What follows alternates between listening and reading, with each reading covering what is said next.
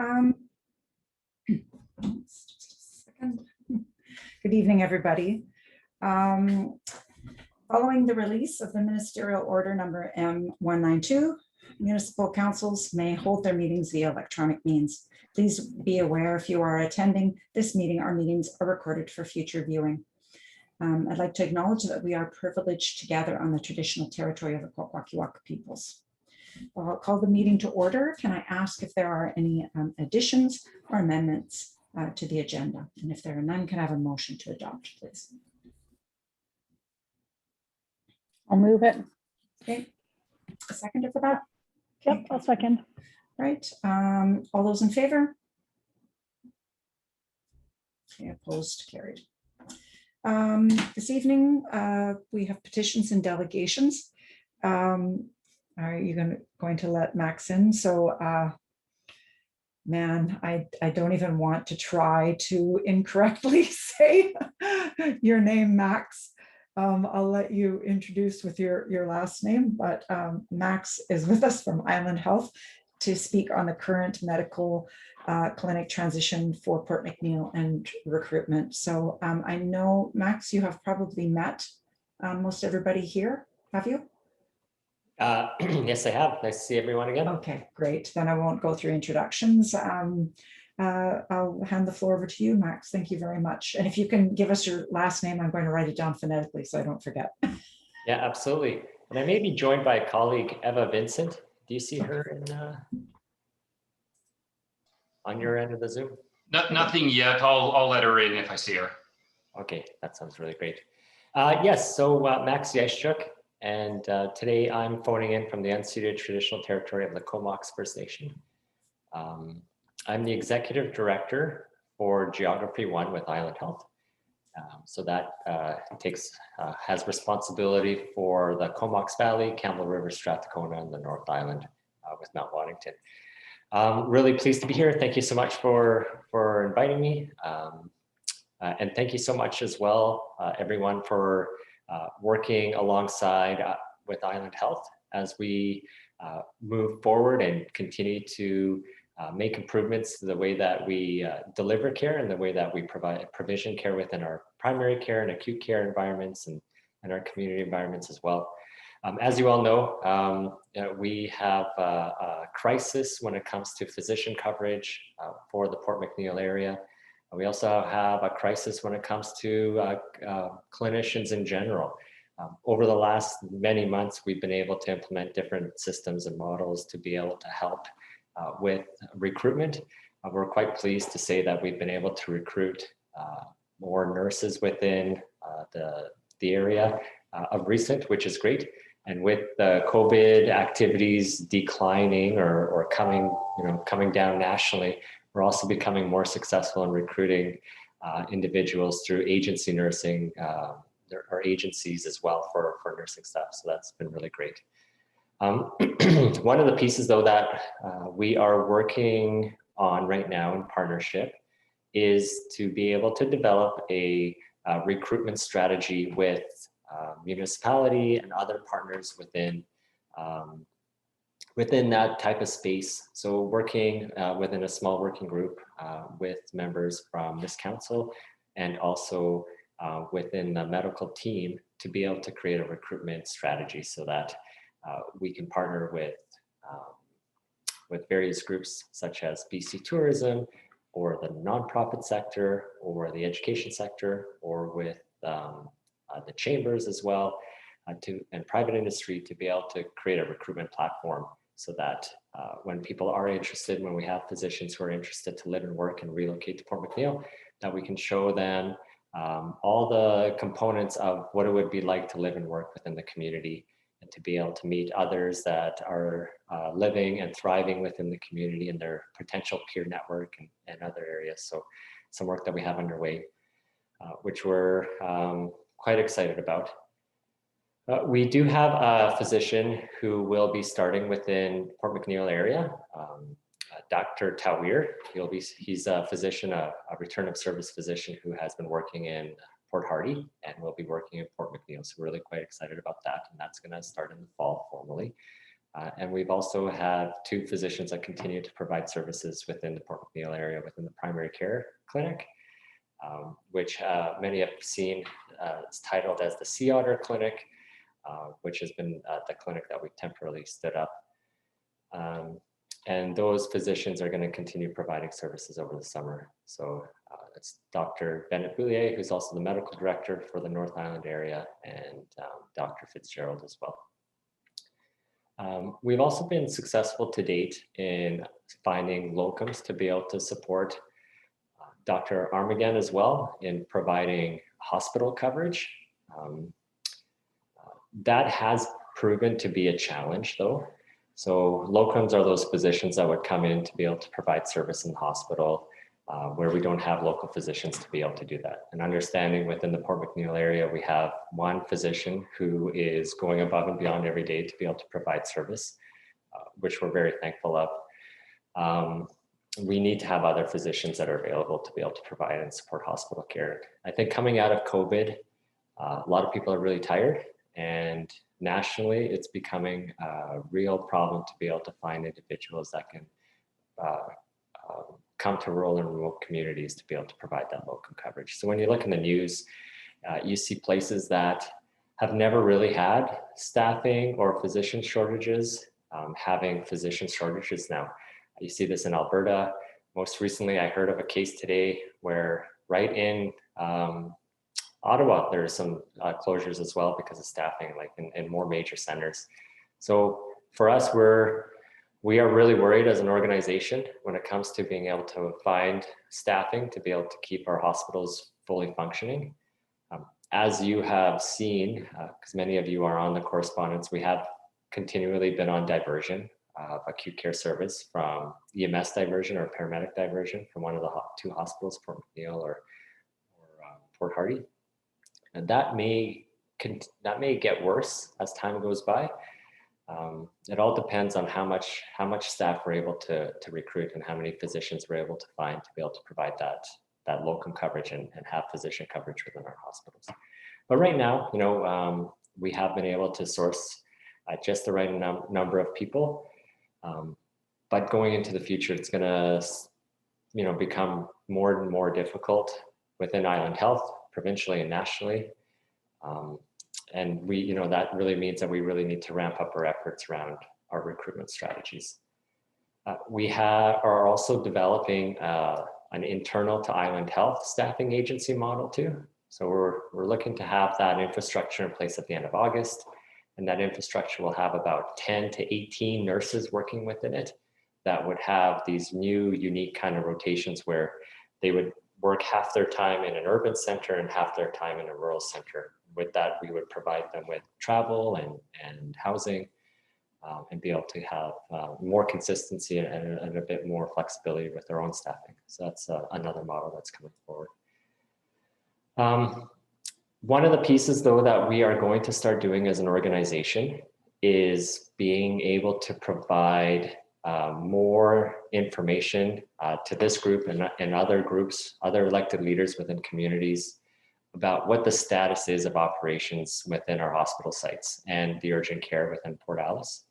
I think it's important for us to be very transparent around what it is that we're doing for recruitment, but what our challenges are and our risks are, and to be able to portray, we're thinking twice a month, so every 2 weeks, just to be able to share a 1-page of exactly what our diversions are, what our risks are for staffing, and where we've also been successful, where some of our projects have shown success, or where we've been able to recruit.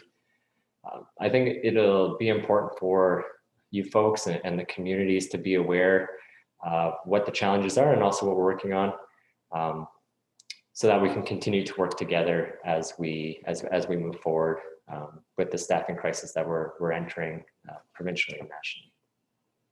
So some good news, some news that you've heard before in the past, and some challenges that we're going to try to prevent, but definitely on our risk radar going forward around being able to have a full complement of staff. So thank you, Max. I did want to say thank you for meeting with us over the last, ourselves and the Nungis, or at least a contingent from ourselves and the Numgies, and just keeping us up to date. And would hope that what I'm hearing is that even after we get through this crisis, that those continued meetings will take place. Because I know that if we've shared with you before that it's really important to keep those channels open so that we know when something's coming, not just when it hits us. So thanks for that. I'll open the floor. Councillors, do you have any questions for Mr. Yashchuk? Councillor Cole, go ahead.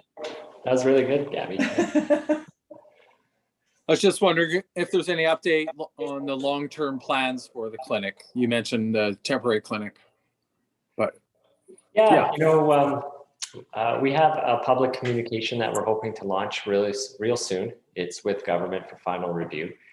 But, you know, we went to RFP and we were able to source a permanent location, and those details are all coming together in the background. For the medium term, we are going to consolidate our primary care services under that umbrella, under that facility, and also try to standardize and integrate all of the primary care service that is under the responsibility of Island Health, so the Port Hardy site, and also we have other sites within the North Island area, to be able to come to a more harmonious model, and to be able to support our physicians that are working within that model a little bit more. Long term, you know, we definitely have need to be able to continue to grow our community space and our community capacity. So we have long-term plans around consolidating and opening up more spaces in the community as well, moving our public health site to a site that's more functional, and to be able to consolidate more of our services under one umbrella. Right now, we have it kind of spread out throughout Port McNeill. And we know that when we can put all these services together under one roof and create a community health hub or a community resource hub, we're able to provide a more integrated and seamless system of service for people that we're serving.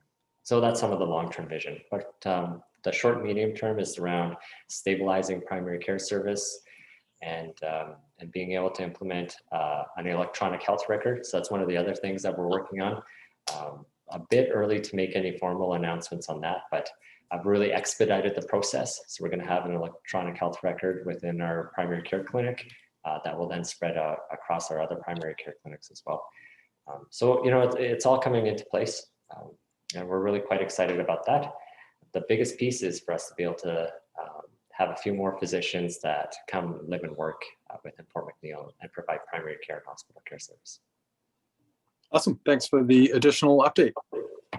I was wondering if you could just elaborate a little bit. There's a lot of misinformation out there on the electronic records.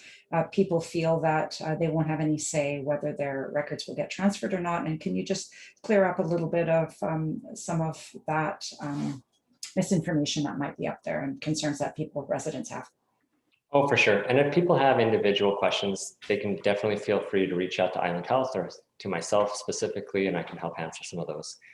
But you know, the model that we're going to be going forward with, and that we have in place right now, is a model where Island Health has established a clinic, and we have physicians working out of that clinic, and we're recruiting to have more physicians to be part of that clinic and work out of that clinic model.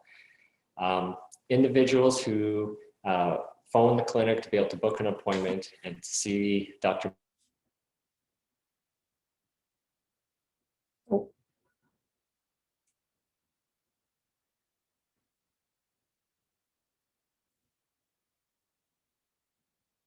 I think we lost Max. Just going to give it a second to see if it catches up, and then we'll have to let him know where we lost him. Oh, there you are. So it was right at the very beginning. Pulling me out. Physicians, and then you were gone. Yeah. So yeah, I don't know where I stopped there, but let me just maybe start a little bit closer to the beginning. So when people make an appointment with the clinic will ask if they can give us permission to be able to get the records from the clinic that they were a part of in the past. So either the clinic that's in the community already or a different clinic.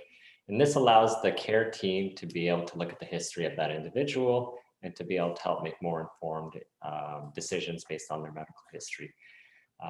That request is a request for consent. People don't have to provide their medical records or consent to that, and it's not a mandatory at all. As people move, if they so choose to move to the Island Health Clinic and receive care from either Dr. Fitzgerald or Dr. Ben Boulier or any other person that's going to be part of that clinic, like Dr. Tawier, they can have their records transferred at that time from whatever clinic they were in the past. It's definitely not a mandatory, and those records won't transfer without permission. So I think one of the pieces of discussion that is within the community is that anybody within Port McNeill now will have their records transferred to Island Health without giving their permission or without their awareness, and that's not the case at all. They have to be able to give us their consent to do that. Thank you very much. Councillor Barron or Councillor Downey, do you have any questions? No? Okay, thank you very much for joining. Oh, wait, did you change your mind, Councillor Barron? No, sorry, I thought you were reaching for the mute button. Thank you very much, Max, for coming this evening and giving us an update. We really appreciate it, and hoping that gives a little bit more clarity for our residents as well. So thank you. Yeah, thank you so much. It's a pleasure. Thank you. Okay, we'll move on to item 4A, minutes of June 22nd, 2021 regular meeting of council. Are there any amendments? And if there are none, can I have a motion, please, to adopt? One amendment, and that would be 10D. And it states that there would be a report coming from the Tourism Advisory Committee, and it would actually be coming from Harbor staff. So. Okay. Any other amendments? And then seeing none, can I have a motion then to accept the minutes as amended, please? Moved and Councillor Cole, seconded. All those in favor? Opposed, carried. Okay, minutes of the July 6, 2021 Committee of the Whole meeting. Are there any amendments? And if none, can I have a motion to adopt, please? I'll make that motion. Okay, moved and seconded. All those in favor? Opposed, carried. Okay, correspondence. So I'm just doing for the first time here, I'm trying to utilize the electronic means. So we have here application for the Rotary Club of Port McNeill requesting funding through the COVID-19 grant and aid, and that is for an accessibility ramp at 1775 Fernie Place. I did send out through the week a little bit more supplementary information with a little bit of a diagram and more detail on the project. And so I will open up the floor. Go ahead, Councillor Downey. Mayor Wickstrom, I am a Rotarian. Not that I will receive any financial benefit by seeing these requests go through, but just for the optics. So I will recuse myself from this meeting at this time. Okay, thank you. Pete, will you text me? Or you can just put her in the waiting room. Would you? Yeah, I'll just make you an attendee, and when we're done, I'll pop you back in. Okay, thank you. Thank you. All right. So the request that we have, oh, wait, sorry. There we go. The request that we have before us is for a accessibility ramp. So that'll be actually beside the town office, and the request amount grant is 26,000. We do have with us, and just double check on the attendees list, Stu Abernathy. So if we have any direct questions about the project, he is available to answer any questions.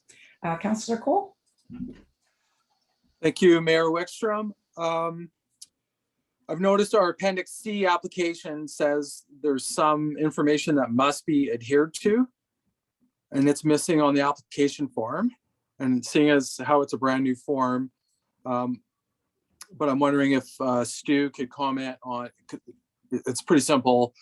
The proposed what does it say here? Sorry. Start, mid, and production end dates are not included in the application. So I was just wondering about that. Okay, if you could If we could ask, get that information yeah. tonight, then I'm okay to make a decision, but seeing Okay. as how this is our first crack at on what the form done right. Mhm. Okay, absolutely. Okay, I think we have Stuart Abernathy in with us. Would you be able to answer that question? Yes, I could, Mayor Wickstrom and councillors. Thank you very much for allowing me to join in here tonight. We didn't fill that out because we were uncertain of the time frame when we were going to find out when the project, when funding was going to come through. So, once we get a better understanding, we'll certainly supply council with a schedule. But we would like to see this project started and completed this this building season. So I would think all concrete work, it would be nice. I don't really want to tear the town apart in the middle of August, but it would certainly be nice to have it completed by, my goal would be near the end of September. Thank you.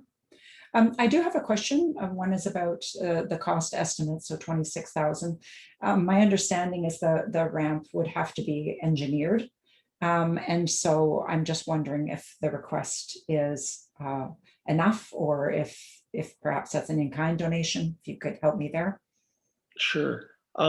It was our understanding, I talking with some town officials and public works, that as long as we follow the municipal guidelines, that the actual ramp will not have to be engineered. If we're wanting to do anything outside of the guidelines, which is any normal municipal sidewalk, then we'd have to we'd certainly have to have it engineered. But I can't see where we're going to stray from that in this project. Anybody else? Councillor Barron?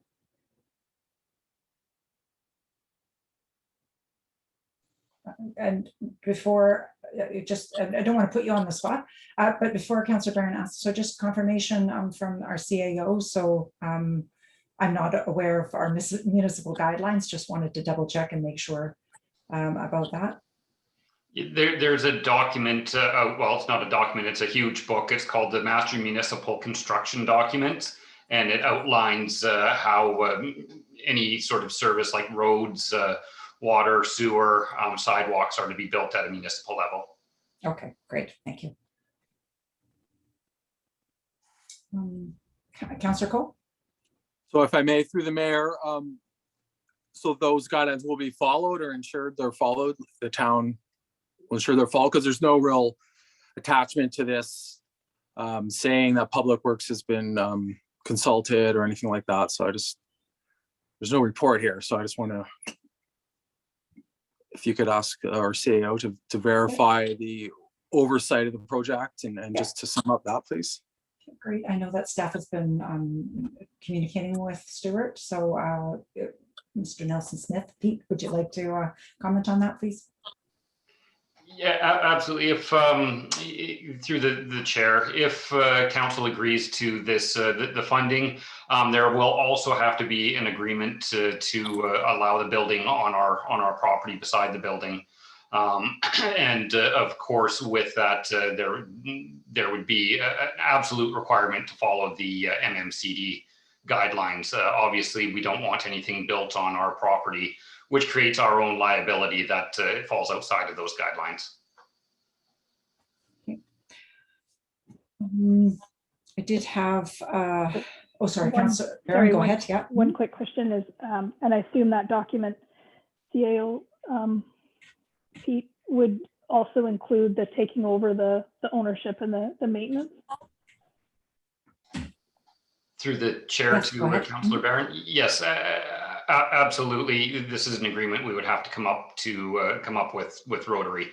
Is once it's built, is taking on repairs, maintenance, and overall asset management.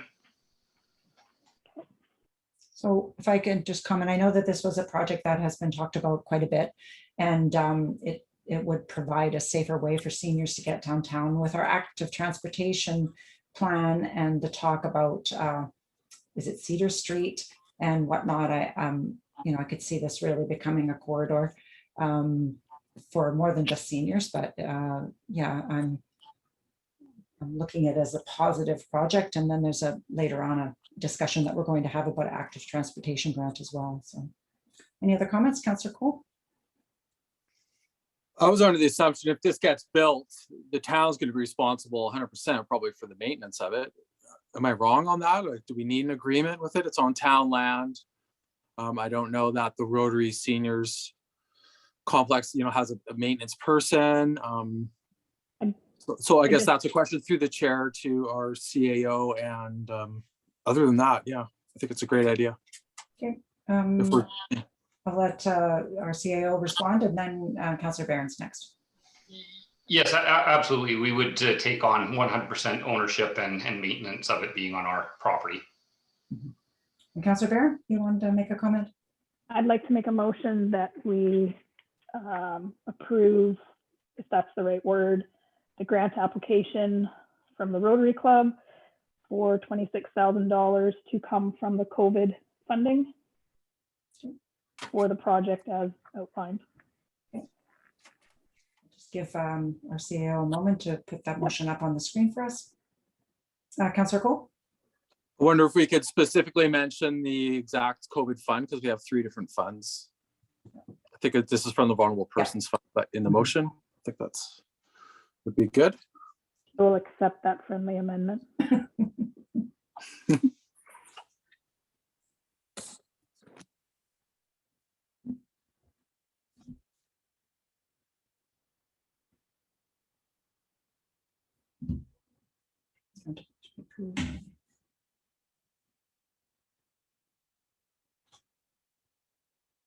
COVID grant funding.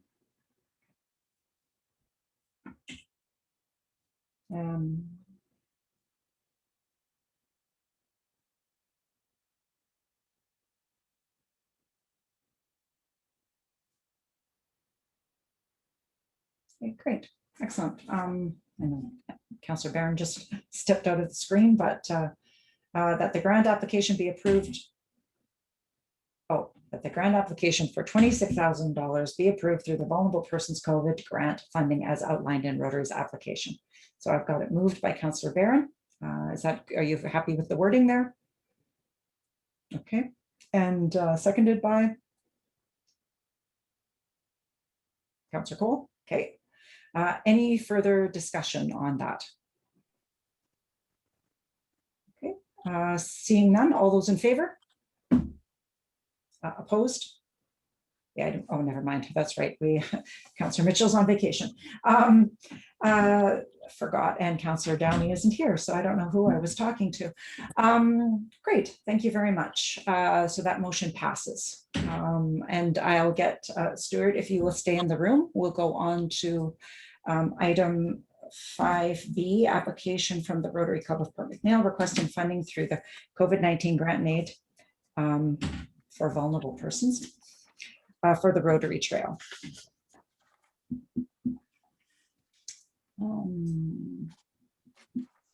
Okay. So what would you like with this one, Councillor Cole? Sure, I'll go first. Thank you, Mayor Wickstrom. Yeah, I'm not in favor of this at this time. I think under the vulnerable persons, it's maybe a bit of a stretch, but especially because we haven't received any other applications at this point. So I'm into deferring this or just voting on it. And I have one question. So it says amount of, oh, sorry, it says other organizations. Never mind. I've answered my own question. Councillor Barron, did you have any questions? That was an interesting question. Yeah, sorry. I just wondered if there had been any input from our public works manager regarding the use of the dump truck and operator, if that was a feasible ask or delivery if that could be done.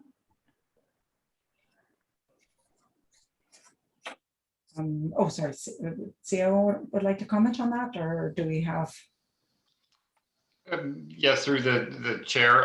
Nothing I'm aware of. I'm not aware of any conversations. Perhaps Stuart can answer that question. Stuart, do you know, have you spoken at all?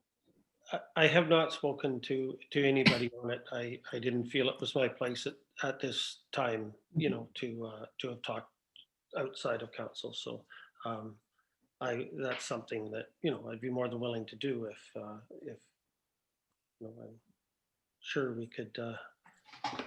It's just you guys have the right size equipment to do that job. You know, a big dump truck's gonna do more damage than good out there. Yeah, we also have to look at availability. I have a question, but go ahead to our CAO. You had your hand up. Apologies, I mistook Councillor Barron's question. Are you thinking like a instead of money, work in lieu? No, the way I read it, and Stuart can correct me if I'm wrong, the way I read it, it would be the 51,000 plus the in-kind donation of the Public Works dump truck and operator. So whatever we would charge that out at for the 6 days would be our total contribution. I was just wondering if Julian, like from a staffing point of view, does he have someone who can drive the truck that could be freed up, kind of thing? From what I understand, that conversation hasn't taken place at this point, correct, Stuart? That's correct. I do have a question about, I remember this conversation coming up during our budget time, and apologies, I did not think of this question ahead of time, but I know that Councillor Downey did mention a figure of 25,000, not from the COVID-19 fund, but that if we might consider it. Did we actually end up budgeting that money? Maybe the other two councillors can recall if we did or not. No, okay. Thank you. So I thought perhaps that might be another avenue. Okay, so go ahead, Councillor Barron. I was going to say, Mr. Abernathy, do you have a timeline? Is this kind of the same sort of thing? You just want to get it done before the fall rains hit, kind of thing? Yes, that's exactly right. You know, I think it's a project we would like to, you know, be nearing completion by the middle of October at the latest. I think, you know, just to beat the weather and do a 100% bang up job on it. So I think what I'm here. Oh, sorry. Go ahead, Councillor Barron. You weren't finished. Go ahead. Have you basically already sourced everything that you need? It's just a matter of having the go ahead, and then you'd be able to put into place. Or if you get the go ahead, are you then kind of behind the 8 ball as far as sourcing the aggregates and the rest of the labor and supplies? No, I've talked with PME, Cliff West from Port McNeill Enterprises, and they have a good percentage of the product already made, and they're willing to make more as soon as we get the go ahead. To go ahead.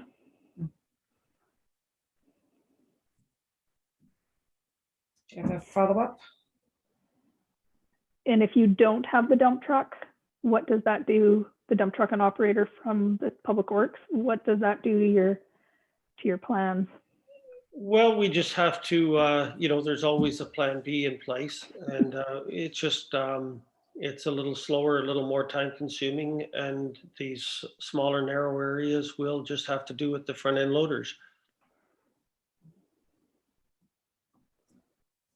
So what I think I'm hearing from council is it's not an absolute no, but no at this time, because we've just opened up this grant funding and we're wanting to see what else comes in. Councillor Cole, you had your hand up? Thank you, Yeah. Mayor Wickstrom. I would be interested in just a request for the town's dump truck and like an in-kind request, just to consider that. You know, it's got to be noted, it's like not even on town land. So where's the regional district in this? Like, are they donating any material? And then we have trails on town land, like around the campground and stuff, with broken boardwalks, endangered trees. Like there's been no maintenance done on them. So I'm just a little concerned.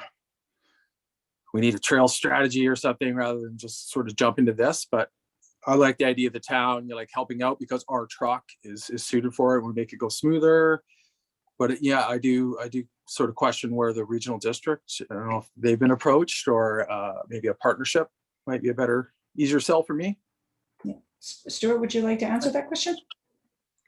Well, I haven't approached the regional district for this particular project. Of course, we, as you guys know, you can't ask everybody for everything every time you're doing something. And, I realized that the town of Port McNeill was a huge donor in phase 3 of the trail already. And I guess I was looking at this, that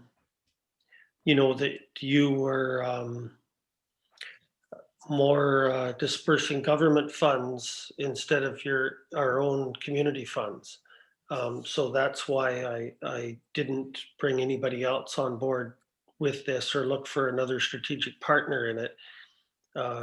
And possibly, Councillor Cole, I misunderstood the application, but is this a joint venture between the town of Port McNeill and the COVID-19 Relief Fund?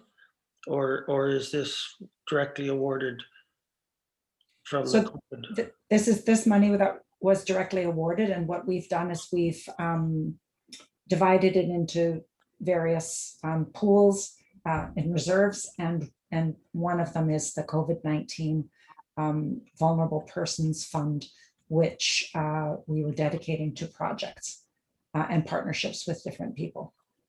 Councillor Cole?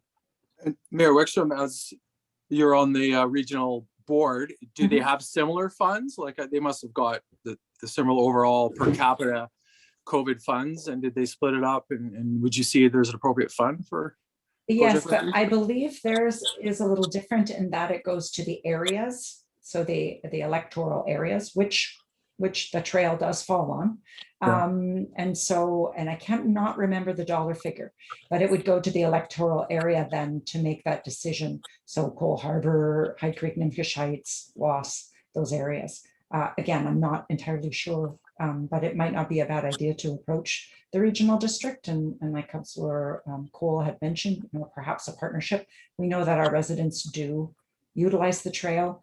And though I'm by no means disabled, I do have a severe ankle injury, which makes it, I rarely walk that section of the trail. I walk the other ones because I can walk it better. So if anybody else has any kind of disability that's much more pronounced, it certainly makes it hard for them to be on that other trail. Go ahead, Councillor Cole. Sort of, it's being a nag on this, but who would do the maintenance long? Because we went for phase 1 and, our maintenance department's doing the grass clearing and et cetera, et cetera. So who is expected to do that on phase 2 or what is proposed? Would you see the town doing that or maintaining the gravel surface? That's directed to Stu, sorry. Mhm. No, the Rotary Club is still planning to maintain the trail. We've set this part of the trail up a little differently. We haven't manicured it the same as we did as the gateway into our community on phase 1. But there's multiple people been already planting flowers in their sections of the trail, and there's people were the other day weed eating around the benches. And I don't know if you've noticed, there's 5 or 6 beautiful wood benches out there now. Yes. So it really is. And I'd like to remind you that, this, I realize it's not in the town of Port McNeill, but it's the Port McNeill Community Trail. And I don't think there's a person in town that sees it that thinks for 1 minute that this is Hyde Creeks or the regional districts or anything like that. I mean, it's widely known as people just constantly talk about the Port McNeill Trail. So it is, it's opened up, you know, the entrance to our town, like you see civilization starting now before you even get to the sign. So it really is, I'm biased towards this project, but I really believe in it. Councillor Barron? Councillor Cole, would you feel a bit more compelled if the money didn't all come out of the vulnerable persons pot that we created? Because we did leave a pot of kind of unallocated. So would you entertain part of it coming out of that COVID pot and part of it coming out of the vulnerable persons COVID pot? That would be a better fit at this time, but that's kind of the elephant in the room. We haven't had any discussions on that sizable pot of money, like zero. So I don't know what our intentions are for any of that money. So what I would personally like to know if the regional district is going to partner on this or not before I support it. And if it's just the truck and there's a value and Public Works can do that and it just gets absorbed in the Public Works budget. But I'm having a hard time looking at this in isolation when, like I said, we have other trail issues that aren't addressed in town. It's not, yeah. From a procedural point of view,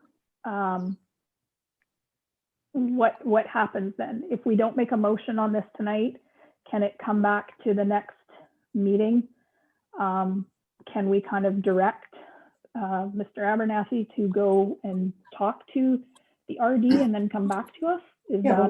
We can table this until such time that Stu perhaps goes and talks to the regional district and has further discussions with staff about the dump truck, and then there might be an alternate proposal or a different type of a partnership. So definitely we can table it until that time. Councillor Cole?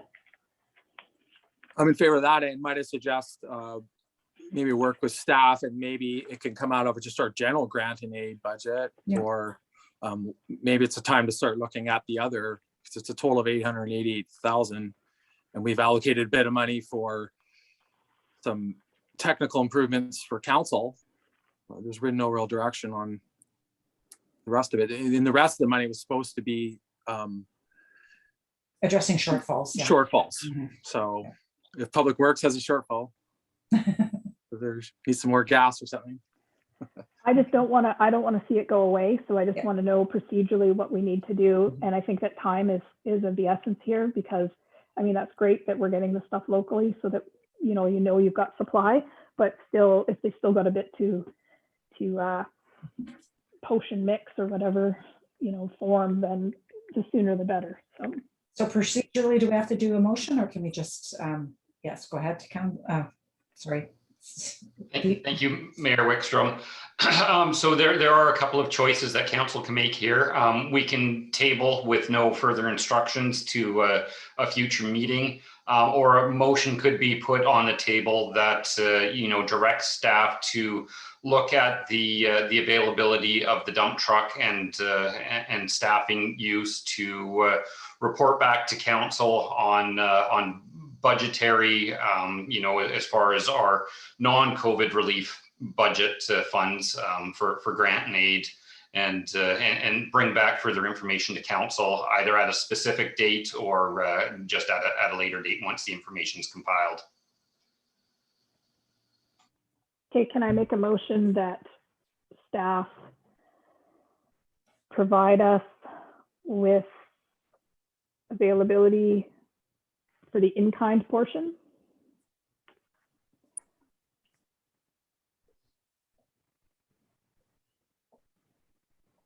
And that would maybe work for other funding options with the proponent or something, or? I was going to say, in the second part would be, can you please give us an easy spreadsheet that shows how our COVID money has been broken out and anything that we have budgeted for grant and aid, and anything that we have budgeted for trails. If those pieces could be pulled out of our budget for last year or this year. so that we would have I think that would be all the information that we would need for a decision.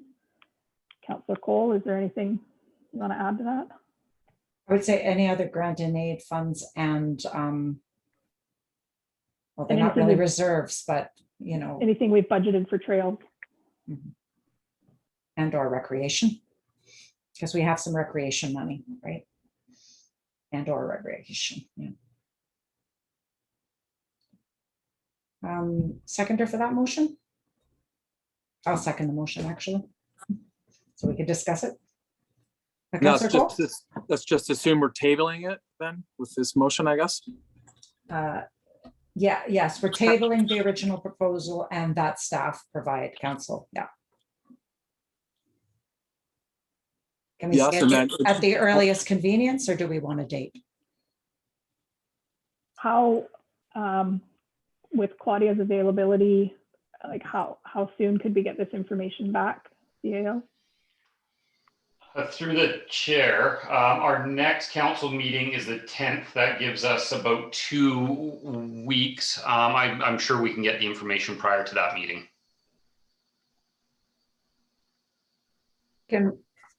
Could we, I mean, we're still in August, could we say the 24th? And if it comes sooner, it comes sooner, but then that way, you know, that way staff shines because they brought their report sooner, but we don't, you know, we don't pressure them to. The 24th of which? August. Sorry, Is our I think next, it's we have got- two meetings in August. One is on the, sorry. It's on the 10th and the other's on the 24th. So if one's only 2 weeks away. Anyways, I'm fine with whatever date you decide. Go ahead, Councillor Cole. Yeah, and if I could just mention to the proponents too, I would personally be interested in, like, if the regional, like, I just kind of want the ask to be there. If they say no or yes, then that would help my decision.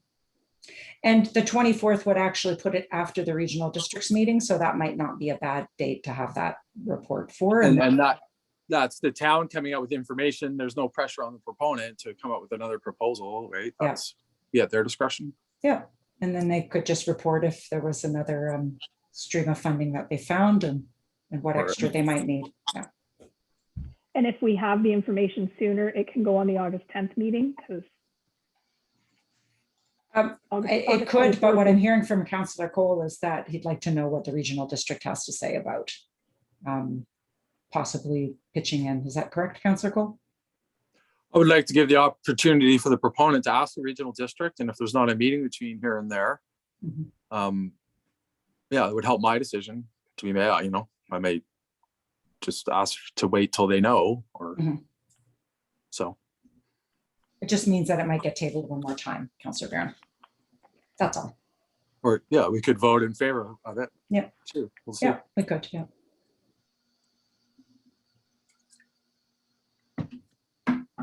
Okay. Are you comfortable with that? Or would you prefer it to be August 10th? I would prefer August 10th. I think You're saying, Go ahead, Councillor Cole. I just think the proponent needs that information before, we don't. So as long as that, we're not going to wait till the 24th for count, and then the proponent gets the information. Yeah, I know Or it the might be- proponent can make a request, but they won't get any definitive answer until after a regional district meeting where they meet with the electoral directors. But we can still go ahead with our part and do our homework. Councillor Barron, sorry, go ahead. Okay, I guess that's maybe more, I just want the homework. My decision is basically made. I'm just trying to make sure that we have everything that we need. So Could we not just say or sooner, and then that leaves it up to, Sure. well, yeah, because then we're asking, we can't. Or no the later than information the is August in- 24th meeting. How's that? Sure, and No. then we could. Yeah. They may not have the proponent might not have an answer, or may not choose to go to the regional district, but we'll have the information. Okay. And then we'll take it from there. Comfortable with that, Councillor Barron? That amendment? Okay. All right. And, oh, sorry, at the beginning, we should say that we table the request and that staff provide, because we haven't, at the very beginning there, yeah. It doesn't need to be Okay, tabled. okay. The direction is that we're bringing information back. Okay, excellent. All right, so there's no further discussion. All those in favor? Opposed? Oh, never mind. There's only 3 of us. Stuart, did you have a question? Yes, I did. I just wanted to make sure everybody was clear that, there is a time sensitive issue in the fact that, we have to produce over 50% of this product, which, could take 4 to 6 weeks. So I do appreciate Anne Marie's insistence on the August 10th, but Yep. I do understand, Councillor Cole's concern of can we get an answer back in time. So I will do my best to do what I can for this August 10th meeting. Thank you very much. And thanks for bringing your requests forward and for everything that you do for our community. So appreciate that. Thank you, everyone. Okay, we'll wait for Councillor Downey to come back in.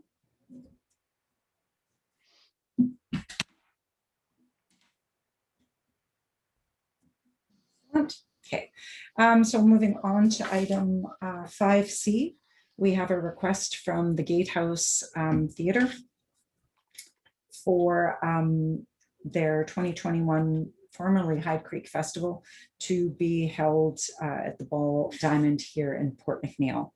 And just put it out to council. What are your thoughts? I have 2 things that kind of come to mind. Number one, under the implications, it has been listed there from staff that there could be some issues with the grass in the infield. As a former ball player, that place needs work every time. It hasn't been played on for 2 years.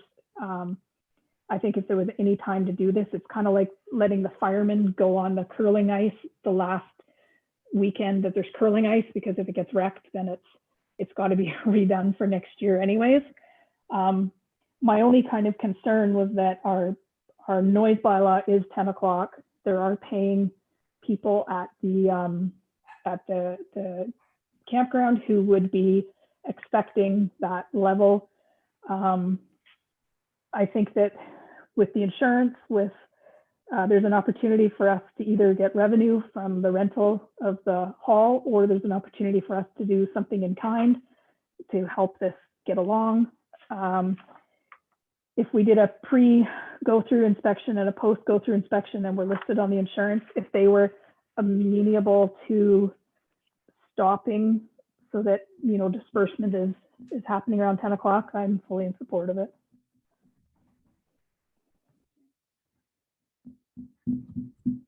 Any other comments? Councillor Downey? And then Councillor Cole. I can see many advantages to having this located in town. One, it's walking distance for many of the residents in this community. It's accessible to campers in the campground, anybody in the marina. And aside from the ending time, I too share the concern that 11:30 might be a bit late, and we should be conforming with our noise bylaw. I see only upside hosting this activity in town. Okay, thank you very much, Councillor Cole. Thank you, Mayor Wickstrom. Through the chair, possibly to the CAO or yourself. We have bars in this town that are allowed to, do music past 2 a.m. or till 2 a.m.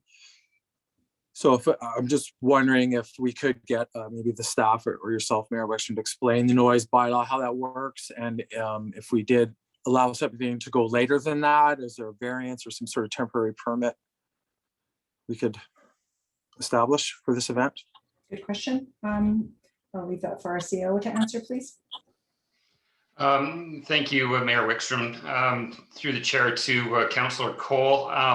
I would have to look into gathering that information. I don't think that we have any particular permit that I've seen in our archives. I know with the ball tournaments that it's been sort of just a go ahead and play, but definitely something I could look into if it's of concern. I just make a comment that I too think that, and as a first year, we could see how it goes as well. Changing the time to accommodate the noise bylaw may be a solution to this. And then if it goes well, it would give us another give the group an entire year to be able to assess the success of it, so on and so forth. So I do like that suggestion. Councillor Cole? Yes, Mayor Wickstrom, I'm just wondering about the softball association. I know they didn't play softball this year. It's not mentioned in the report.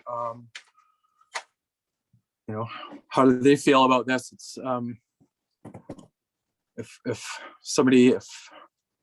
would I put this? If I was an arena guy and somebody planned a giant event for the arena without discussing the pros and cons, however, I do kind of agree with Anne Marie that, their season is done by then. And this year would probably be fine. And I did reach out to the softball association, but I can't speak for them. But they want to put in money into the field, and we're hoping to have an agreement with them. We don't have a formal agreement for the use of the fields. So it'd be great if it was an annual event, but if all of a sudden they put significant money into the field, that's kind of up in the air. And just correct me if I'm wrong, I don't think they're asking for an annual event here. That's true, yeah. And I just wanted to know, are they going to go back to Hyde Creek last year, or was there a problem in Hyde Creek that, maybe the field got wrecked and now they want to come here? I don't know. So I'm just curious if there's any anecdotal why Port Wendell's been chosen. I agree, it's a great spot. And then, if anyone has any comments on the softball association, would be appreciated. It was mentioned at the farmers market where Gord Oppen approached me, just that there wasn't support in Hyde Creek. He did not say why, if it was the noise. I actually, that's a lie. I think he alluded something to the music and perhaps the lateness of it. I know that he said he possibly reached out to Councillor Downey, but I don't know if there was any detailed discussion. Councillor Downey, can you comment on that? What I'd heard is that I heard no specific rationale as to why it wasn't welcomed in Hyde Creek, just that the Hyde Creek Recreation Association was not, did not want to support this event. So their choice then as a group to host this event is to appeal to the RD directly to ask if they could use the lands or consider moving it inside our town boundaries and use one of our ball diamonds. So, and I encourage them to consider hosting it in town, just for the fact that it is available to more residents. We have less opportunity for drinking and driving. People can wander in and out at their leisure. And, with the event, they're looking to offer something that's substantially more than what they offered previously. And we are not having Orca Fest. We are not having any gathering activity within our community at all this year. This will be the only one. And, having children's activities, petting zoo, face painting, bouncy house, it's an opportunity for our community to gather. And we have not had that in a year and a half. So I'm all for this. We need to get together as a community. We have to. It's really important. Okay. Thank you. So go ahead, Councillor Barrett, and then Councillor Cole. I would like to make a motion that we support the request from Gatehouse Theatre to hold a music festival at the Broughton Ballpark, with the exception of the ending time.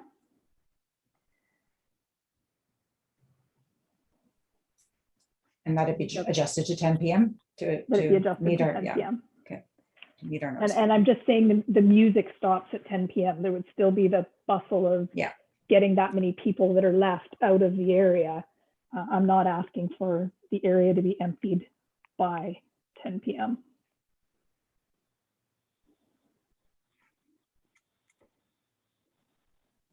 I would second that motion. Councillor Cole, you wanted to make a comment? Yes, I just had a question, probably for staff, if you could direct it, Mayor Wickstrom. They're talking about a beer garden here, and is that a separate approval process that will go before council? Or is it just something that's hands off with regards to council? Go ahead. Thank you, Mayor Wickstrom. It is town-owned property, so, you know, council can have that opportunity to discuss what's wanted and what's not wanted. But as for, you know, approval of a liquor license, that would go obviously through a higher authority than what we have. I can make a comment on the beer garden. There actually won't be a beer garden as was at the High Creek Music Festival, which actually appealed to the organizer, Mr. Oppen, because there's not a group of people congregating in one area. So the way that I understood, because of COVID guidelines, that if they get a beer, they can actually bring it to their little area. And so it's just, they have to stay within their family unit or their tarp area, and that's it. So you don't have the same kind of dynamics that you do when you have an entire beer garden full of people all drinking together. Go ahead, Councillor Cole. Yeah, I was looking at the rates, I guess. Can we get an idea of what kind of rates would be coming in from this? Like, they're not renting the community hall, I assume, or maybe they want to rent that, you know, for their stuff. Yeah, I guess I'm just looking, because I see right here, it says alcohol event, $50 an hour. Councillor Downey, you had your hand up? I was just double checking my report to see if I had missed something, but what they're looking for is approval to use the fields and to host an event there. If we grant approval today, they still have a significant amount of work that has to be done. And, you know, we don't know that that can get done. We're 6 weeks away from this date. They need to secure bands. They have to get their organizers, their volunteer base in place. So, you know, approval here just allows them to continue through that process. So, and they may find as they go through that process that they do, in fact, want to have the community hall and the bathrooms. And at that point, they can come back to us and we can make a decision whether it goes under the rates or it as a rental, or it could be an in-kind donation. But this will at least get them going. And it can be made clear, staff can make it clear when they communicate that it's for the ball field and that any other additional requests will have to come to council. Councillor Cole? Well, I wouldn't think they'd come to council. They would just follow our scheduled rates. Oh, It's kind of what I was thinking. come to the town then. Sorry. But yeah, that doesn't, not really worried about that. I would like the motion to be clear that it's for 1 year only, to see how it goes. And I think if we're going to do it, it should be till 11:30, and we just, like, nobody lives downtown, and there could be some friendly notice to the campers. If we're gonna have a party, let's have a party. So I guess I'm in favor of the motion as is, but, or I'm not really. I'll vote against if it doesn't say for 1 year, just so they're clear. And this was rushed. I would like more process and something from the baseball, but I understand the timing is that's not going to work. So I just, with more consultation, you know, multi-year thing, we could commit, but at this point, I don't think we're ready to do that. We're going to want to see how it goes. So we could put just for the proposed music festival for 2021. Sure. There you go. Would that friendly amendment be amicable to the movers and the seconders? If I could, the letter that was submitted is offer support for a music festival on August 28th, 2021. That is the request. They haven't asked for anything going forward. They've asked for one date specifically, August 28th. I don't see a need to add anything further. Well, let's put the date in there then, August 28th. Music festival on August 28th, 2021. And does any other councils have a comment on the 11:30 curfew or? I'll leave it to the two who made the motion. I made the motion and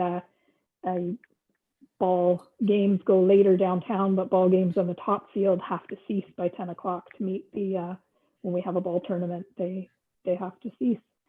So I just think for this year, it's a great start, and the RCMP can give us their feedback, because if you think 10 o'clock, you start moving 300 people out of that area. You're doing that at 11:30 at night. It's a bit of a different ball game. So I want my motion to stand the way it is. And I would agree. And they can always adjust their start time as well, right? It is being advertised as a family event. So that's how the letter reads to me. Okay, so the motion stays at 10 p.m., ceasing at 10 p.m. Any further discussion? Okay, all those in favor? Opposed? Oh, never mind, sorry, I keep thinking there's 5 of us. Okay, the motion carries. Thank you very much.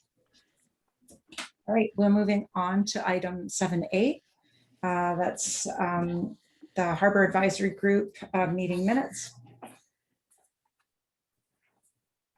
Move to receive. Moved. Seconded. Any questions regarding those minutes? Any comments? Seeing none, all those in favor? Opposed, carried. Okay. 7B, pool operations report for June 2021. Move receipt. Moved and seconded. Okay, any comments, questions on the pool report? Councillor Downey, it looks like you're, no, oh, sorry, Councillor Barron. I was just going to say, I'm just hearing lots of really positive comments about, because I was so upset about closing it last year, but I'm hearing so many positive comments about the way things are going this year. I'm so glad we got it open.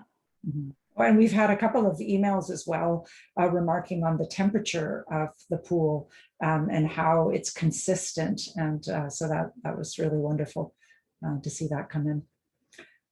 Okay, all those in favor of receipt? Opposed, carried. June 2021 check listing. I think it's just for information. Any questions on the check listing? Okay, seeing none, we'll just move on then. Next, we've got, old business, and that's the rescinding of the resolution 168/2021 Celebrate Canada Barbecue. So we did not hold that on July 1st. And because it didn't happen, it is one of the things resolutions do receive audits, and we need to rescind that motion as part of the transparency and public process. So for the purposes of transparency in the public process, what exactly do you want? Do you want us to just reread the purpose, or it has to be a motion? Like what do we need to do here? I will get clarification from Pete, but just a motion to rescind 168/2021. That's simple. So moved. Seconder? I'll second that motion. Discussion. Okay, seeing no discussion, all those in favor? Opposed? Okay. One thing that I would like to mention is that we are still available to receive that funding, and we have up until September 6th, where we could hold a barbecue on another day. And there's an option of 2 long weekends, August 2nd BC Day, and August 6th, which is Labor Day. And August 6th was where we used to traditionally always hold the seniors barbecue. And so we could do a barbecue that had the seniors and the community. So or would you just like to pick another random day, or do you want to give the money back? What's your pleasure, council? I think that we have a new group that started in town, and I'm curious if they're going to have some sort of an opening or celebration. And if they're going to, then I think that might be a good use of the funds to celebrate.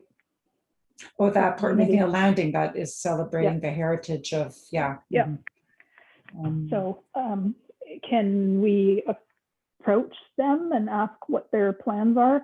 And then that takes it away from any holiday, any federal, provincial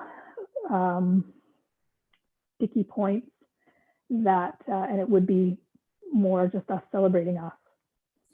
Would one of the councillors like to volunteer to approach that group and see what their plans might be? I will, Okay, if that's great. acceptable. Okay, so if you'd like to approach them and see, and then we'll bring it back to the next meeting and perhaps we can come up with a date at that time. Okay, thank you very much. Good suggestion. Okay, item 10A, Port McNeill annual our annual report for 2020. Sorry, I'm trying to navigate this new system. Let me just pull it up.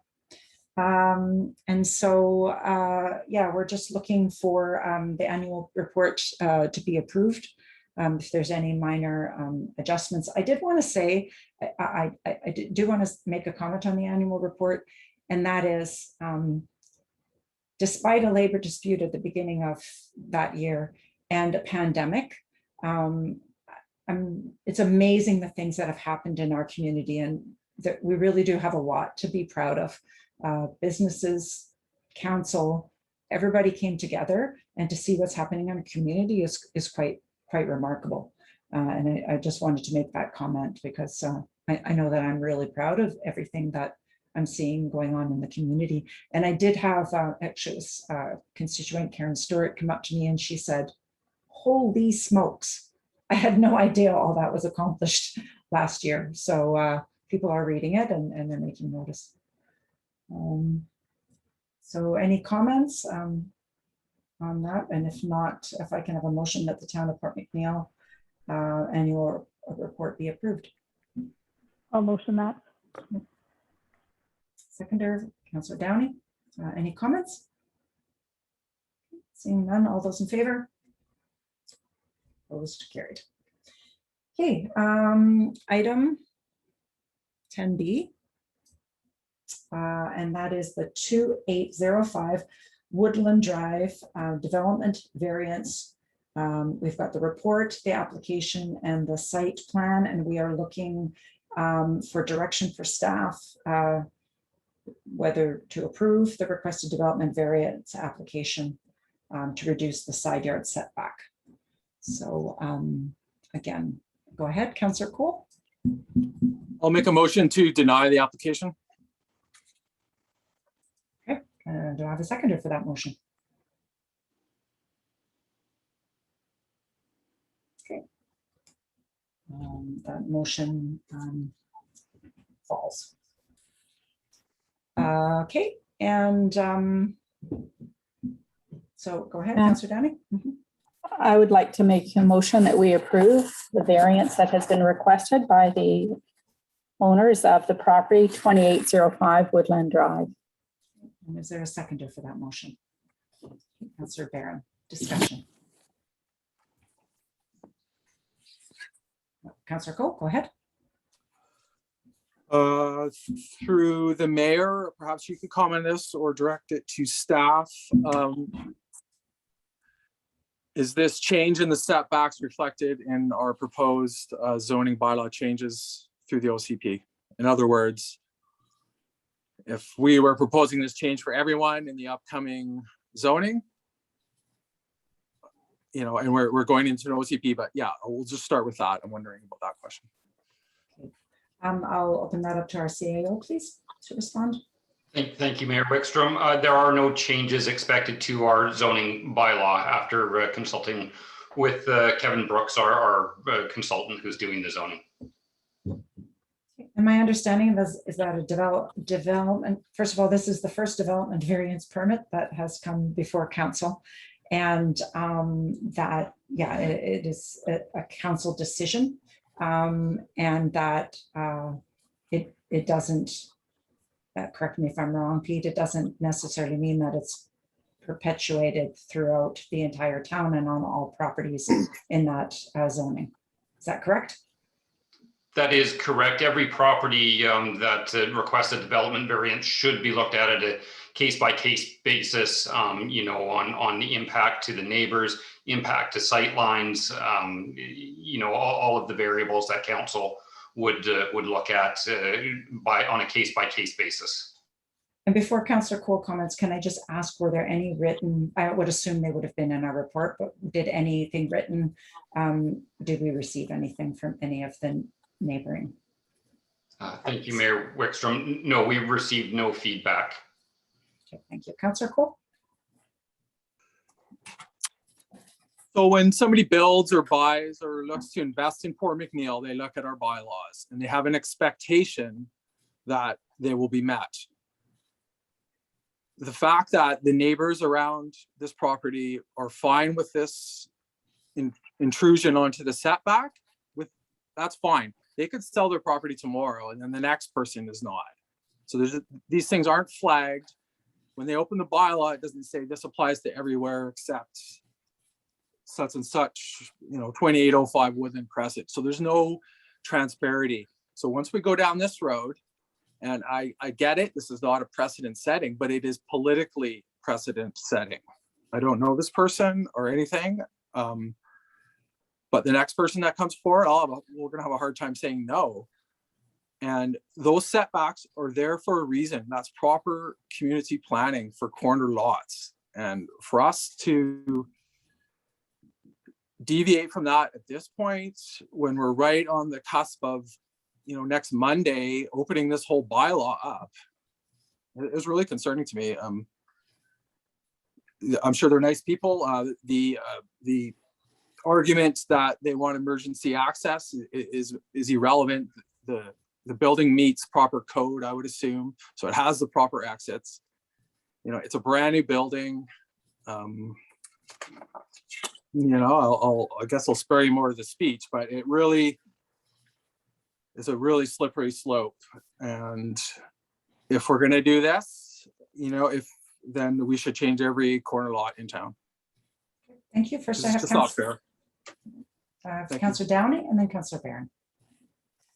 Every property owner in town does have the right to appeal to our Board of Variance for a different decision, depending on their circumstance and their situation. And we did grant one of those to a property owner who lives, whose property backs onto Campbell Way, probably a few years ago now at this point. But I consider this as a build. Somebody built it, they had a plan, and upon construction, they went, you know what, this is what we should have done. The property is the way the house is situated on the property. I don't see it to be something that we would regret as a decision, that we would approve this decision. I see no regrets here. We're not encroaching on another person's property. There is a sidewalk there for people to access. I believe there's a sidewalk, or there's space for a sidewalk if there isn't. I can't remember at this point. But yeah, I don't see that this is precedent setting at all, because in fact, every single homeowner can appeal to the Board of Variance and ultimately to council to get a changed decision. Thank you, Councillor Downey. Councillor Barron. The precedent that I see here is that there is a process and a homeowner is following that process. And there's a lot of things in this town that have been done without permit, without consideration. Like it or lump it has kind of been, you know, some people talk to their neighbors, some people don't. And I think we have a young homeowner who has found out what the process is, and he has chosen to use that process. And I agree with Councillor Downey. I've been there, I've walked it. It's not like if we were to put a sidewalk in, it's going to be anywhere near it. I honestly can't see any reason for this narrow access deck to be added. My concern was the minimum setback from the property line, which, as I read from the report, is still going to be adhered to. Any further comments? Okay, so I'll call the question. All those in favor of the, do you want to write that out, or do we have to? Well, yeah, it was that they approved their requested, sorry, you don't have to write it out. They approved the requested development variance application to reduce the side yard setback from 3.05 to 1.5 to build a new deck. All those in favor? Opposed? Opposed. Now the motion is carried. Item 10C, we have a Medal of Good Citizenship 2021. Something that was noticed later on, and this is actually the file that came from the government when it was put into our program. It comes up as 2016, but I assure you it is the 2021 call for application. So I have included this because there is plenty of notice, and I really am looking for council's input. We have a number of extraordinary citizens. And for me, top of mind comes to some of them that are at the A-frame right now that have worked through COVID tirelessly. And I, and I'm sure there are others. So just would really like council to think about this. And I will put it back on the next agenda. I'm hoping that you will come with some suggestions and that we can nominate one or more persons for this award. Any comments? Okay, so it's for information, and I am looking for council's input. Okay.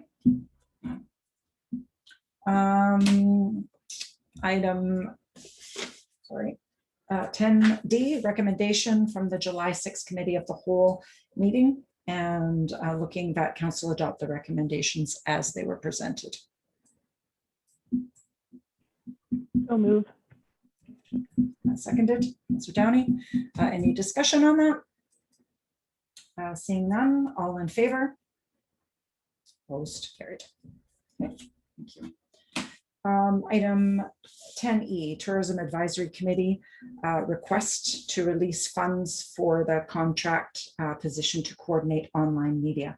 I will turn this over to Councillor Downey, and you can field any questions through Councillor Downey. Sorry, I'm just looking for my document, which I don't have in front of me. One moment, and we'll pull it up as well. The long and short of it is, if you've had a chance to read it, is that the Tourism Advisory Committee has asked and is required to seek permission from council to spend the funds that they have allocated that they have allocated when they set their budget to spend the MRDT dollars. So what you have before you tonight is a request to be able to spend those funds. I do have a question for you, Councillor Downey. So we've got expense forecast, and it might be you or it might be through our CAO, because I did ask this question earlier. So on the expense forecast, I see website enhancement, 3 others, and then the 15,000 below. So is the top items something that's already was already budgeted and still have to be paid for, or is the request for the larger amount of 37,000? The request. I know the letter says 15,000 for those 2 items. The request is for the 15,000. And then Pete, were you able to find the answer to that? regarding the spreadsheet that follows that request? No, unfortunately, I wasn't. It was payroll today, so Okay. Laura was tied up. Okay, that's fine. Yeah, the request is then for the 15,000. Any questions for Councillor Downey regarding those two items? Go ahead, Councillor Cole. Can we get an idea how this contract will be awarded? Like the process and The request for proposal or job description, whichever one of the two will go out. It will be put out to tender, and we'll see who applies. the Tourism Advisory Committee will make that decision? Well, on we're where hoping the to. contract will be? Yeah, We're but will hoping it to. come back to council, or is that No. decision will be made? Yeah, okay. No, Thanks. that's why we're asking for the money, for the permission to spend the funds, and then we Okay. will hire for the position and get going on it. But it will be advertised or tendered. It's not a direct award to somebody in mind right now, I guess is what I'm asking. That's correct. Thank you. Yeah, and I think the CAO is going to answer my question that I had, so go ahead. Yeah, I'll ensure that staff works with the Tourism Advisory Committee to follow our procurement policies. Yeah, and until the committee is a commission, in which case then our hands would be off and they would be overseeing the entire amount. It would have to go that way, and I would appreciate that because yeah, ultimately it's going to be the town of Port McNeill that people will respond to if they're not happy, and I trust that everything's going to be done correctly. So can I have a motion then, please, to sorry, let me go back to us, to approve to spend 15,000 to move forward with the hiring of a contractor to manage the tourism website and social media grid account. Moved, So moved. seconded. Okay. Any further discussion on that? Okay, all those in favor? Aye. Opposed, carried. Okay, motion is carried. Thank you very much. Okay, item 10F, the Visitor Information Center is requesting to carry promotional items. There's a staff report. Various businesses have been approached. These are small items that they're looking to carry. And the request, sorry, I'm just scrolling down, is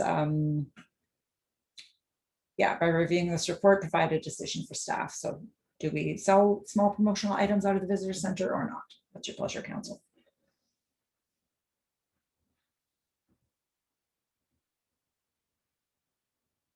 Any questions for Rebecca? Rebecca is in the room. Rebecca Adams is our harbor manager.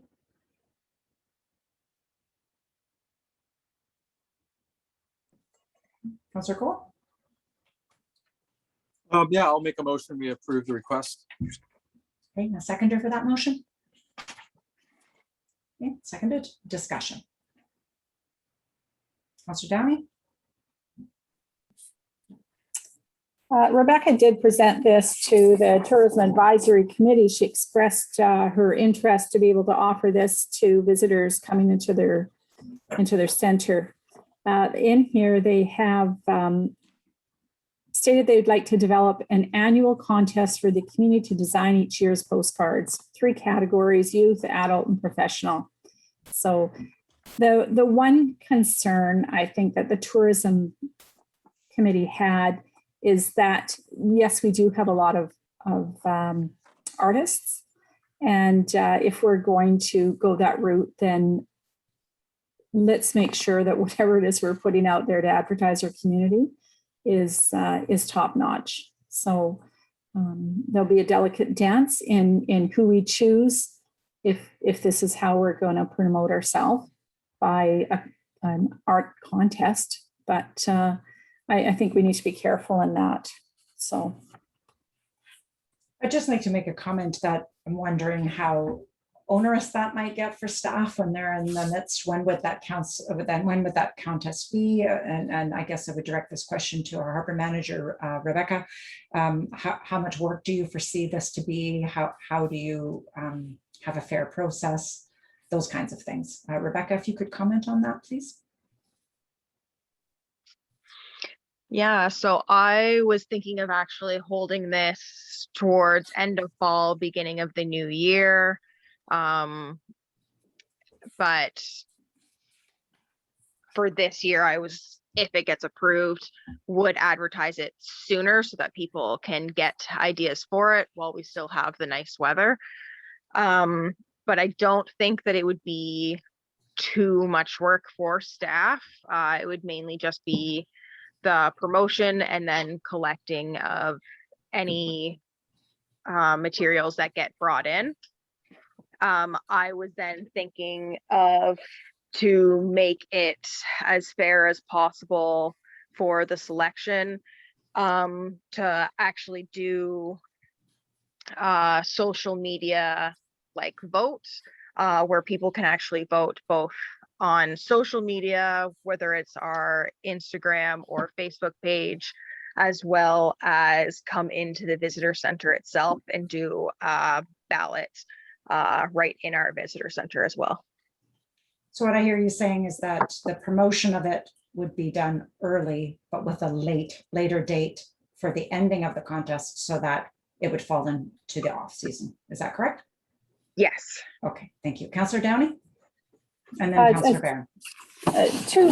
Two comments here. I see that Rebecca has stated that no one in Port McNeill sells Port McNeill specific magnets, and we actually do sell those at my store. And that's something that we do carry a lot of, is name dropped Port McNeill, and other businesses do as well, be it mugs or t-shirts and such. So around the idea of having a social media contest, again, you know, to go to a craft fair, to present at certain artist shows, you need to be adjudicated and you're vetted before you are able to show there. And if we are going to produce a product, I think that there should be a board or a collective people who are talented like that to adjudicate which we should be choosing to advertise our community if we're selling it out of our shop there. Social media, I do not believe is a good representation of a good method of choosing. I'll leave it at that. Councillor Barron? I like the stickers because I do agree there are people who are sticker hounds, whether it's a sticker for a beer, whether it's like people are sticker hounds. Much as we give away pins for the cost of the stickers, $200. I wouldn't mind getting these 2 stickers as outlined, because I think you're appealing to 2 completely different sets of people without offending anybody. You're giving an option. I wouldn't be against ordering them and giving them out like we give out the pins for this year. The way that the report is, I think we're trying to hire an economic development person. The museum, there are lots of ideas coming there. We've now got this other group with the McNeill Landing. We've got the tourism group. It's very exciting. There's so many ideas there. And rather than kind of, and Rebecca, I'm sure you have thought this out way more than we have with just what we're reading, but rather than rushing into something, I would rather put all those heads together in a room and come up with something that's really solid. But I do like these stickers. I do. People love stickers, and I can't remember what the motion says, but I don't know if we have to amend it or change it or. Yeah, you could just move forward on begin with the stickers, the approval on the stickers. If I can make one comment on that, I like the oval Port McNeill with the new one, but like you said, with the landing and everything, perhaps the other one should be rectangular, and maybe we could go do a throwback, right? Tree farming country, the nostalgic one. Yeah, so have 2 that people could choose from. But I would say that the tree farming country one would be square or rectangular. I don't think it would go well as that oval, but that other Port McNeill one looks lovely as an oval, I think. So do we have a motion on the floor, or do I need to make one? That's where I'm confused. No motion yet. I don't think we have. Yeah. So I made a motion. There was a Oh, motion. sorry. Beg your pardon. The motion was that council approved the recommendation. And the recommendation was to sell small items, right? Does it Well, actually list? It's Sorry. the whole recommendation, isn't it? It's the selling of the small items Small and promotional the, items, yeah. and the contest. No, so the recommendation is that council approve the sale of small promotional items that are Port McNeil specific at the visitor center. Yeah, we don't have a recommendation with regards to the The contest. contest, yeah. That Okay, could come after this, but I want to applaud, and I think we should give staff a little free rein to think out of the box and do something different here. And let the contest go ahead, and that could be done every year. We're not stuck with a sticker, just don't order too many. That's what I'm thinking. Okay, and who had seconded that motion, Pete? I think I did. Councillor Oh, Bear. okay, Councilor Barron, thank you. Thanks very much. Okay, so any further discussion? All those in favor? Opposed? Carried. Okay. Any other motions coming out of this? Or are we free to move on to the next report? Okay, So just for clarification, we will now go ahead and sell magnets, postcards, and stickers?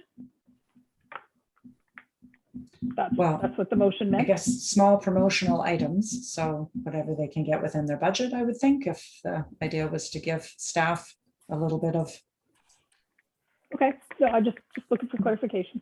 Yeah. Thanks. okay. Thank you very much. Item 10G. Sorry, let me just find the page. So that is for just bringing before you the BC Active Transportation Infrastructure Grant. And so the background on it is that we have already identified a bit of a, what do they call it, active transportation route. Pioneer Hill began, it will be finishing Pioneer Hill. Council also talked about Cedar Street, and then now with the approval of the application by the Rotary Club, we'll tie in the senior center as well. And so what's your pleasure with this, council? Before I open the floor, I did want you to know that I did talk to staff on this about, I know that we had said we were going to focus on specific items, and our CAO may want to comment. I'd ask about, the work that's going to be involved putting the application together. And we have many of the pieces already. There's just a couple that we wouldn't have. And the CAO, if you want to comment on that, and then I'll open up for discussion for the rest of council. Thank you, Mayor Wickstrom. Not a lot to comment on. I've done lots of grant applications, nothing new to me. I feel even with the shortened timeline that we should be able to put something together for an application, as our Public Works Manager, Julian Allen, has the rest of the pieces to fit. I'm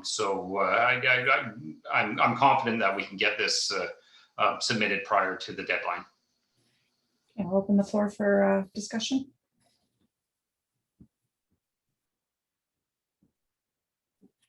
Councillor Cole.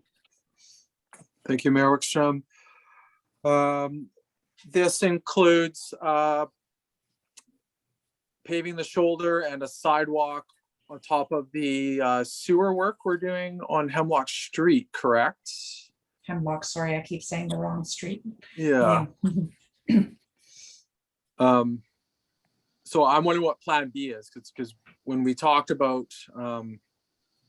doing that sewer job, it was asked for how much more to get it paved and a sidewalk. I don't believe we've ever been presented with that.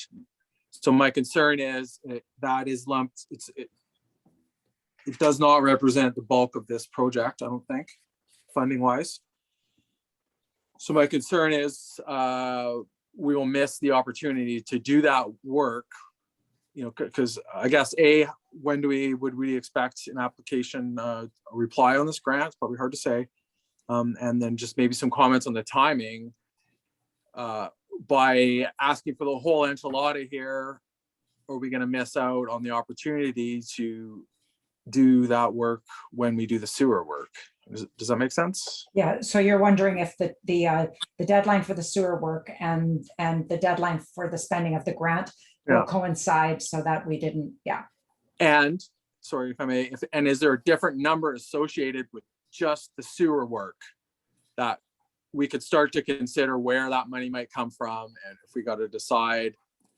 And yeah, it's a little bit delicate. We're going to apply for this. All of a sudden, we're going to we can't start the project until we hear about the grant. So I just want to flush that out a bit more. And I think the sewer work was not actually one of the few items that we had that were carried forward in the projection on our 5-year plan. Yeah, that's happening now or pretty Oh, soon. it is happening, okay. Yeah. Yeah. So it's budgeted, we're all, okay. CAO, please, if you'd like to make a comment. Unfortunately, our Public Works Manager, Julian Allen's not here tonight. I don't have much information on the sewer upgrades as it stands and making that the two coincide. So I don't have much more to offer. Apologies. When is the sewer project slated to get started? Do you happen to know, or that you're saying no? No, I'm afraid I don't know. And just the timing on the grant, we probably don't know how long it takes them. We did apply once before for an active transportation grant. So do you have any idea? Could you comment on how quickly we might know this, or no? Yeah, does it have a? Sorry, a Director. date? Yeah. Okay. Shaking his head, no. It's not.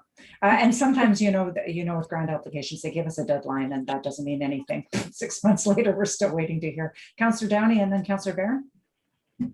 I was going to make a motion that we do submit an application, and we'll see what happens.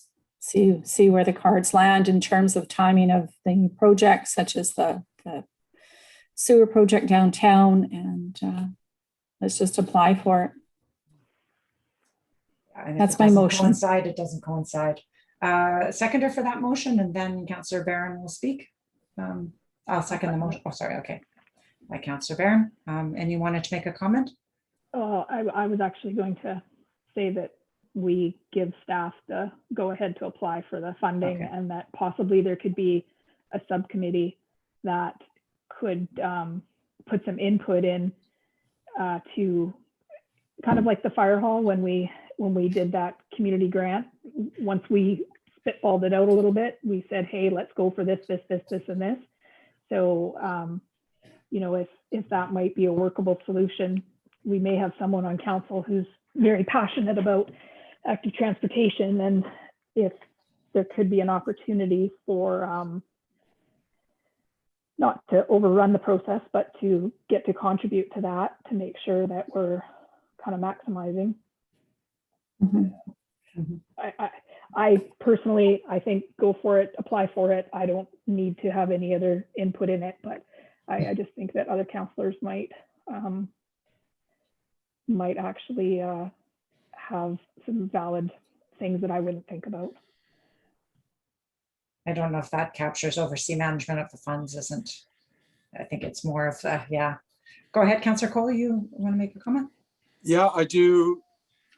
I don't think I've made much of a secret of it. I think there's problems with our active transportation plan, and this highlights them. We have 3 projects ranked, our top 3 projects in the plan, and none of these 3 are those. We don't really have projects ranked at all. So I find it interesting how, we have 3 top ranked projects, some that would fit within this funding envelope. Like 2 of those are new crosswalks. So, by approving that plan, we've said that's our main priority. I personally don't think it is, so I'm going to support this. But it just highlights that maybe, and we do have a bit of funds left to hopefully work on the plan a little more, but I just wanted to highlight that, we were presented with 3 options and they costed them out. We didn't really have an option to say which projects we want to cost it out, or to prioritize which sidewalks council thinks are a priority. And again, we're up against a deadline here. We don't have time to flush that out. Mhm. I think these are good projects at a quick glance, but we just haven't dug into it. So I just wanted to make that comment. Thanks. Yeah, no, good point. Thank you. Okay, so if there are no further comments, all those in favor? Opposed? Carried. Okay, thank you. Item 10H. Any council reports? If I may begin, I just wanted to give a couple of things from the regional district meeting today that I wanted to pass along to council. And one of the things actually that I was quite proud of was the WAS fire. Not proud of the WAS fire, sorry, proud of the volunteers that responded. So 3 volunteer fire departments provided quick coverage. And that resulted, like there was a wind warning coming, and it was noted that had the fire departments not been able to respond, that was likely to have blown towards the community of Was. So I just wanted to give a shout out to all of the fire departments, and of course in particular to ours. It was mentioned, the water tender that was able to go and be there. That was a large part of the success, and it was noted and appreciated. And also mentioned the mutual aid agreement. And that was a great example of how all the communities are signed on and how we help each other. So just wanted to pass that information along to everybody. And the other thing that I thought was interesting is the North Island College program, that the Carpentry program has made the tables for the Hornsby Crawler project in Cole Harbour. And I thought that was really great that they were involved in a community project like that. That's all really that I have to report from the meeting today. Any other things to mention? Councillor Barron? I just wanted to say that our museum committee has now had one informal meeting, and we've had a second formal meeting, and we're in the process of putting together some recommendations to council, including looking for some COVID funds out of the electrical and the reopening part of it. It's a very exciting group, and they've got lots of ideas, and I'm really excited to try and put it all into a format that's going to be readable for everybody. So that will be for the next agenda. CAO, if you want to scratch that in there, that there will be a report coming. Fantastic, thank you. Councillor Downey, did you? I see you're unmuted. Just some quick information that the chair of the Tourism Advisory Committee, myself, and the Mayor Wickstrom met on July 5th, and we had a conversation about changing our Tourism Advisory Committee to that of a Tourism Advisory Commission. So our group has not met to discuss that. We will be meeting this Thursday to have a conversation. But that is something that the Tourism Advisory Committee is exploring, and with the approval of Mayor and CAO, and stand by, and we'll see where it goes. But it's in discussion phase right now. And just clarifying that is, if that was to take place, that will come before all of council. Absolutely. Okay, great. Thank you very much. Anything else? Okay. Great meeting, everybody. I'll ask if there are any questions from the public. I need to change my screen. There we go.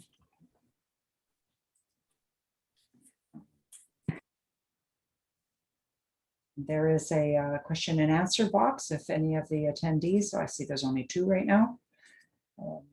Okay. I don't see any questions, and I don't believe there's any media present. So could I please have a motion to adjourn? Moved by Councillor Barron, seconded by Councillor Downey. All those in favor? Opposed? Carried. Thank you very much. Great meeting. Appreciate it. Good night, all. Good night. Thanks, everyone. Night. Good night.